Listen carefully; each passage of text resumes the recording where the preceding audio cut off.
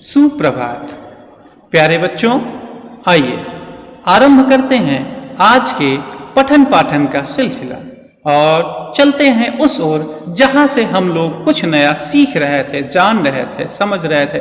हम लोग अध्ययन कर रहे थे कविता घर की याद का। घर की याद इस कविता के रचयिता हैं भवानी प्रसाद मिश्र जी। जैसा कि प्यारे बच्चों आप लोगों ने इस कविता में पढ़ा था कि यह कविता उस दौरान लिखी गई है जब आपका कवि भवानी यानी भवानी प्रसाद मिश्र जी जेल में बंद थे और कारावास में बंद थे। अचानक एक दिन सावन के महीने में बरसात होने लगी और उस भयंकर बारिश में कवि को अपने घर की बड़ी याद आई। तो इस कविता में क्रमशः कवि अपने परिवार के प्रत्येक सदस्यों की उसे कैसे याद आई उसका क्रमिक वर्णन इस कविता में प्रस्तुत किया है। जैसा कि हमने पिछली वीडियो में कवि कैसे अपनी माँ को याद करके व्यथित था, इसका वर्णन हमने आपने जाना था। आज हम जानते हैं कवि अपने पिता को याद करके कैसे दुखी है। कवि कहता है, चार भाई चार बहनें, भुजा भाई प्यार बहनें, खेलते या खड़े होंगे नजर उनको पड़े होंगे। प्यारे बच्चों, आपने पिछली कविता में पढ़ा था कि जब पिताजी गीता का पाठ करके दंड 260 करके यानी प्रातः काल नित्य क्रिया से निवृत्त होकर के व्यायाम करके पूजा पाठ करके जब नीचे आए होंगे, छत से जब नीचे आए होंगे तो उनको इनके चारों भाई और चारों बहनें खेलते या खड़े होंगे घर के आंगन में, दरवाजे पर या और कहीं दिख गए होंगे। तो कवि के पिताजी जैसे ही अपने बच्चों को देखे होंगे तो उनको देखकर कवि के पिता की क्या स्थिति हुई होगी, इसका वर्णन करते हुए पिताजी कवि कह रहा है, पिताजी जिनको बुढ़ापा एक क्षण भी नहीं व्यापा, रो पड़े होंगे बराबर पांचवें का नाम लेके। वही पिताजी जिनको बुढ़ापा एक क्षण भी नहीं व्याप्त हुआ।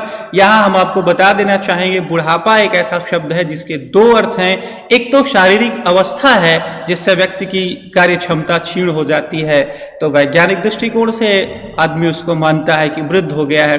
परंतु यदि युवावस्था में ही हमारे कार्य करने की क्षमता नहीं, हमारे सोचने समझने, कुछ नया जानने, कुछ नया सीखने की ऊर्जा यदि हमारी समाप्त हो जाए, हमारी ज्ञानेंद्रिया धीरे धीरे शिथिल होने लगे, तो साहित्यिक अर्थ में उसे भी बुढ़ापा कहा जा रहा है और उसी का यहाँ प्रयोग किया गया है। यानी बुढ़ापा का यहाँ साहित्यिक अर्थ है कि शरीर से वृद्ध होते हुए भी ऊर्जा, जोश, अदम्य साहस पिताजी में भरा हुआ है। इसलिए कवि कहता है कि पिताजी जिनको बुढ़ापा एक क्षण भी नहीं व्यापा, वही मेरे पिताजी रो पड़े होंगे बराबर, आज रो पड़े होंगे। क्यों रो पड़े होंगे?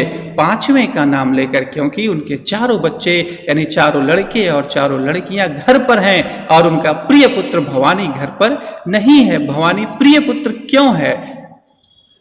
कवि कहता है कि पांचवा मैं हूं अभागा, जिसे सोने पर सुहागा, पिताजी कहते रहे हैं प्यार में बहते रहे हैं। यहां से कवि बताना चाह रहा है कि वो पांचवा पुत्र मैं हूं और कवि अपने लिए एक शब्द यूज कर रहा है अभागा। ध्यान दीजिएगा, यहां से बहुत बड़ा प्रश्न परीक्षा की दृष्टि से आता है कि कवि स्वयं को अभागा क्यों कहता है।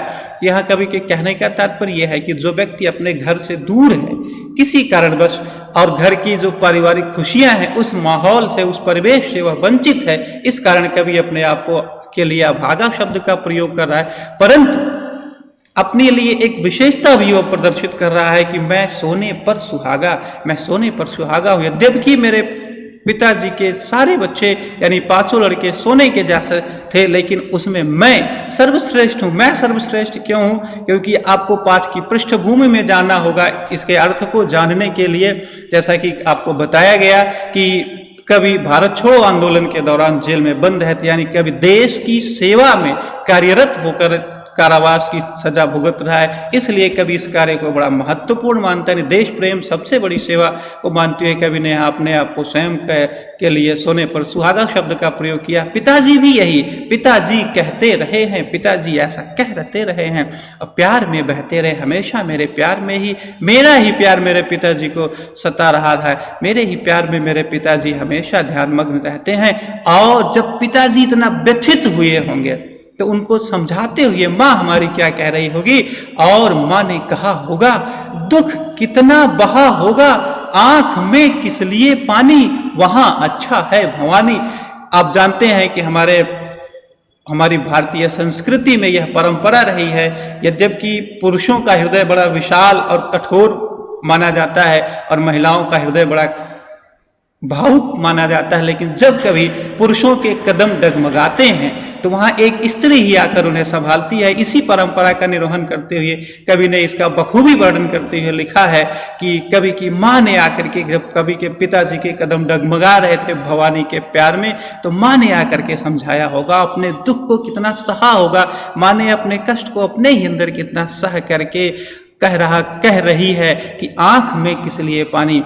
भवानी के पिताजी के लिए यह शब्द प्रयोग किया गया वाक्य कि तुम्हारी आंखों में किस लिए पानी, तुम इस प्रकार से भावुक क्यों हो रहे हो, वहां अच्छा है भवानी वहां अच्छा है, वहां उसे किसी भी प्रकार का कष्ट नहीं है।